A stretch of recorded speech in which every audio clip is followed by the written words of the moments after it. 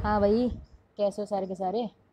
तो ये last theory हमारी मॉरल डेवलपमेंट की, Piaget's theory of moral development. तो आओ शुरू करते हैं। हाँ जी।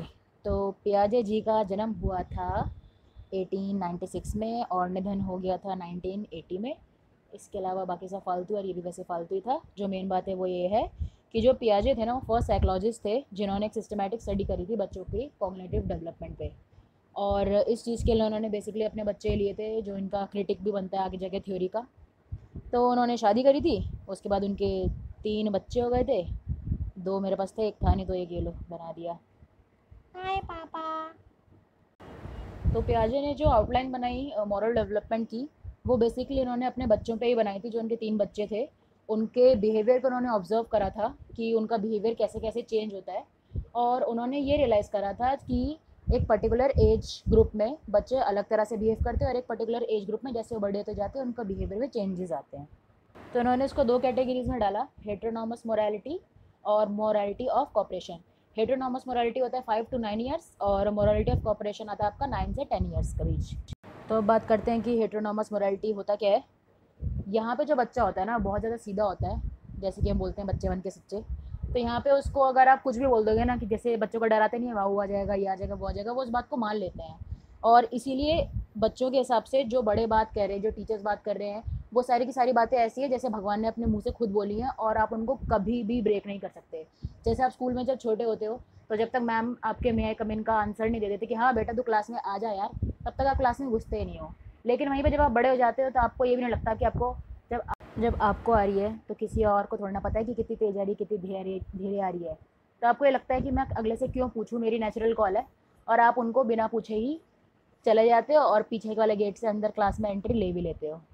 तो ये तो तुम्हारा बेसिक आइडिया, जिसे तुम्हें समझ आ जाए कि मतलब इन दोनों के बीच में डिफरेंस क्या होता है। अब थोड़ा पढ़ाई वाली टर्म्स में बात करते हैं। तो हेटेरोनॉमस मोरालिटी में ये होता है कि जो रूल्स होते हैं वो एज इट इज़ ही रहेंगे, और रूल्स को आप ना ब्रेक कर सकते हो, ना आप उनको अपने हिसाब से मॉडिफाई कर सकते हो। इस स्टेज को हम मॉरल रियलिज्म भी कहते हैं। इसका मतलब होता है कि जो फैक्ट्स हैं वो हम वैसे ही लेंगे जैसे कि हमको दिए जा रहे हैं। जो फैक्ट्स हैं वो हमेशा सही होते हैं और हमेशा ट्रू होते हैं। और अगर आप उनको ब्रेक करते हो तो आपको सीवियर पनिशमेंट मिलेगी। और जो हमारे लिए रूल्स बना रखे हैं वो एकदम एब्सोल्यूट है, उनको आप बिल्कुल नहीं तोड़ोगे, और आप उनको बिल्कुल चेंज भी नहीं कर सकते हो। जो हमारा बिहेवियर है वही हमें बताएगा कि मतलब ये बच्चा गुड है या ये बच्चा बैड है। अगर आपने रूल्स तोड़ दिए तो आप बैड हो पप्पी शेम। और अगर आपने नहीं तोड़े तो वाह बेटा वेरी नाइस बच्चा। तो ये था हमारा हेटेरोनॉमस मोरालिटी। अब बात करते हैं मोरालिटी ऑफ कॉपरेशन की। मोरालिटी ऑफ कॉपरेशन की जो एज है हमारी, वो 9 से 10 ईयर्स, या कहीं कहीं पे 9 to 11 ईयर्स भी दे रखी है।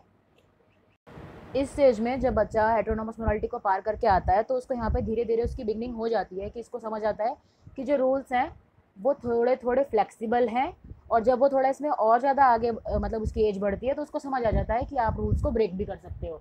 और जो सही और गलत होता है उस चीज़ का वो फैसला अपनी जजमेंट के ऊपर करते हैं। इस स्टेज को हम मॉरल रिलेटिविज्म के नाम से भी जानते हैं। इसका मतलब ये होता है कि जो आप अपना रूल बनाए आप उसी को सपोर्ट करोगे, जबकि मॉरल रियलिज्म का मतलब था कि जो आपके सामने पेश करा गया है आप उसी को सच मानोगे।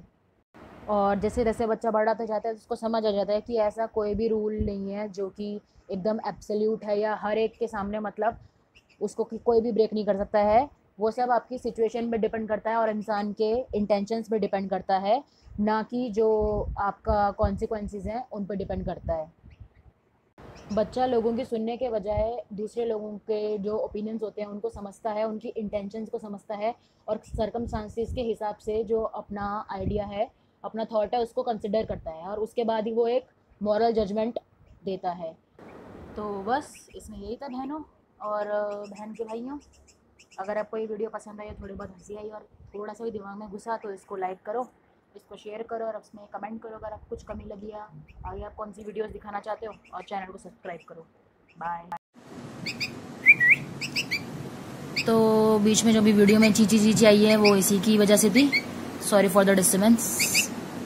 अपार्ट फ्रॉम दैट बहुत प्यारा है ये।